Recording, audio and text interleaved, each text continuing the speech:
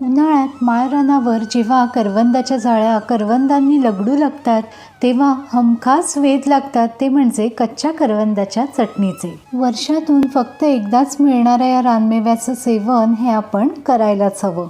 नमस्कार, मी श्रद्धा स्वागत करते तुम्हा सर्वांचं श्रद्धाज रेसिपीजमध्ये. आता या चटणीसाठी आपल्याला लागणार आहेत कच्ची करवंद. अर्धी नारळाची कवड मी इथे खवून घेतली आहे. एक 4 ते 5 लसणाच्या पाकळ्या ठेचून घेतल्या आहेत आणि 4 हिरव्या मिरच्या घेतल्या आहेत.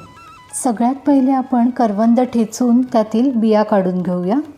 तुम्ही करवंद चिरून घेतली तरीही चालू शकेल. बिया काढल्या नाहीत तर मात्र चटणीला थोडीशी कडवट चव येते, त्यामुळे बिया काढणं हे आवश्यकच आहे हां. बघा, ठेचून या प्रकारे मधल्या बिया काढून घ्यायच्या. आणि आता ही करवंद आपल्याला हलक्या कोमट पाण्यात घालायचे, जेणेकरून यामधील जो चीक आहे तो बऱ्यापैकी कमी होतो. सगळी करवंद मी कोमट पाण्यात 10-1 मिनिटं भिजत घातली होती. आता आणखी 1-2 पाण्याने स्वच्छ अशी करवंद पुन्हा धुवून घ्यायचे, म्हणजे त्यामधला जो चीक आहे तो बऱ्यापैकी कमी होतो. आता स्वच्छ धुवून घेतलेली ही करवंद मिक्सरच्या भांड्यात घालायचे. त्यामध्येच खवलेला ओला नारळ, ठेचून घेतलेली लसूण, मिरची आणि चवीप्रमाणे मीठ, साखर घालायचे. थोडीशी कोथिंबीर घालायची आणि दरदरीत असं वाटून घ्यायचं.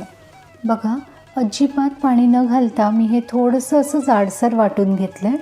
इथे आपली कच्च्या करवंदाची चटणी तयार झाली आहे. या सीझनमध्ये कच्च्या करवंदाची अशी ही चटणी तुम्हीही करून बघा आणि तुमचे अभिप्राय आणि काही सूचना असतील तर त्या देखील मला जरूर कळवा. धन्यवाद.